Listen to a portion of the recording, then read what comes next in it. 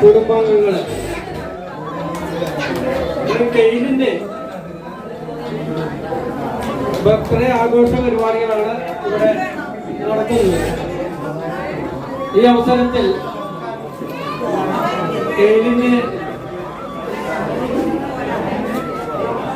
പിതാവും മിലന്റെ പിതാവാണ് ഞാൻ.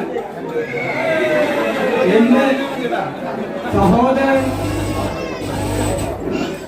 ശ്രീ കെ വി ആന്റണി തൃശ്ശൂരിൽ നിന്നും ഇവിടെ എത്തിയിട്ടുണ്ട്. ഹർബർട്ട് എന്നാണ് ഞങ്ങൾ അദ്ദേഹത്തെ വിളിക്കുന്നത്. അദ്ദേഹം JD ബെർണൽ എന്ന വിഖ്യാതനായ ഇംഗ്ലീഷ് ശാസ്ത്രജ്ഞന്റെ പുസ്തകം 900 പേജോളം വരുന്ന പുസ്തകം പരിഭാഷപ്പെടുത്തി പ്രസിദ്ധീകരിക്കാൻ പോകുന്നുണ്ട്.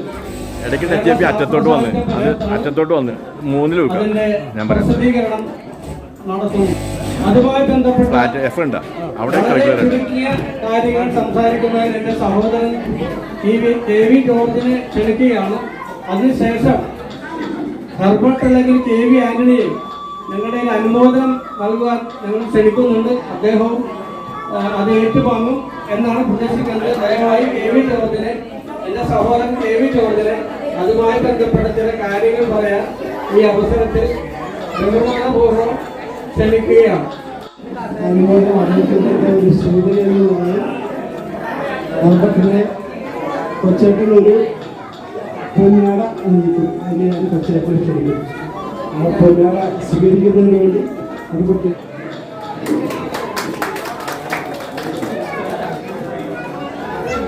പ്രിയ സഹോദരന്മാരെ, ഞാൻ തികച്ചും അപ്രതീക്ഷിതമായിട്ടാണ് ഇങ്ങനെ ഒരു അവസരം ഉണ്ടായിരുന്നത്. ഇങ്ങനെ J.D. ബർണർഡ്, ജോൺ ഡെസ്മണ്ട് ബർണർഡ് എന്നൊരു ഇംഗ്ലീഷ് ശാസ്ത്രജ്ഞനാണ്.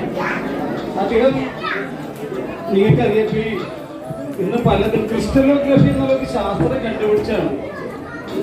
നമ്മുടെ ശരീരത്തിന്റെ പ്രോട്ടീന്റെ ഘടനയെ വിശകലനം ചെയ്യാനായിട്ട് ഉപയോഗിക്കുന്ന ഒരു ശാസ്ത്രമാണ് ക്രിസ്റ്റലോഗ്രഫി. അത് ഫിസിക്കൽ സയൻസ് ആണ്. അപ്പൊ ഈ ക്രിസ്റ്റലോഗ്രഫിയിലൂടെ പ്രോട്ടീന്റെ ഘടനയെ വിശകലനം ചെയ്യുന്നതിലൂടെ മനുഷ്യന് വളരെ വലിയ ഒരു കുതിപ്പ്, പ്രത്യേകിച്ച് ആരോഗ്യശാസ്ത്രത്തിൽ. ഇപ്പൊ നിങ്ങൾക്കറിയാം, ഇപ്പൊ ജനിതകശാസ്ത്രം,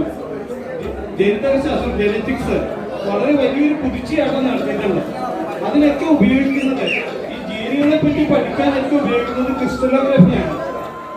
മാത്രമല്ല ഈ ജീനുകളുടെ പഠനത്തിന്, ജനറ്റിക്സിലെ പഠനത്തിന് വാട്സൺ എന്ന 2 പേർക്ക് നൊബേൽ സമ്മാനം കിട്ടിയിട്ടുണ്ട് 5 വർഷം മുമ്പ്. മാത്രമല്ല ഈ J.D. ബർണർഡ് ഒരു മനുഷ്യന് വേണ്ടി ജീവിച്ച ഒരു മനുഷ്യനായിരുന്നു. ഒരു ശാസ്ത്രത്തിൽ നിന്ന നിലയിലല്ല, മറ്റ് ശാസ്ത്രം മനുഷ്യന് വേണ്ടി, അതും സാധാരണ മനുഷ്യന് വേണ്ടി ശാസ്ത്രത്തെ ഉപയോഗിക്കാനായിട്ട് തന്റെ ജീവിതം ചെലവഴിക്കുന്ന ആളാണ്. ജീവിതത്തിലൂടെ ഒന്ന് പരിഭാഷപ്പെടുത്താൻ ഞാൻ തീരുമാനിച്ചത്, എന്നെ ഏൽപ്പിച്ചത് ശാസ്ത്ര സാഹിത്യ പരിഷത്ത് ശാസ്ത്ര പ്രചരണ സംഘടനയാണ് ആ പ്രവർത്തനം എന്നെ ഏൽപ്പിച്ചിട്ട് 6 വർഷം കഴിഞ്ഞു. 6 വർഷം കൊണ്ടാണ് അത് ചെയ്യാൻ പറ്റിയത്. എൻ്റെ സംഘത്തിലെ ഒരുപാട് ശാസ്ത്രജ്ഞരൊക്കെ എന്നെ അതിൽ സഹായിച്ചിട്ടുണ്ട് അത് ഉണ്ടാവാനായിട്ട്. അപ്പൊ അവരോടൊക്കെ ഞാൻ കടപ്പെട്ടിരിക്കുന്നത്. നിങ്ങൾ എന്നോടൊപ്പം ആ ഒരു സന്തോഷം പങ്കിട്ടതിൽ നിങ്ങളോട് ഹൃദയത്തിന്റെ ഭാഷയിൽ വളരെ എളിമയോട് നിങ്ങൾ എന്നോട് കാണിച്ച ആ സ്നേഹവായ്പിന് എങ്ങനെ നന്ദി പറയേണ്ടതെന്ന് എനിക്കറിഞ്ഞിട്ട്, എങ്കിലും നിങ്ങൾക്ക് തിരിച്ചു തരാനുള്ളത് സ്നേഹം മാത്രം. എന്നും നിങ്ങളോട് ഞാൻ കടപ്പെട്ടിരിക്കുന്നു. സ്നേഹം, സന്തോഷം.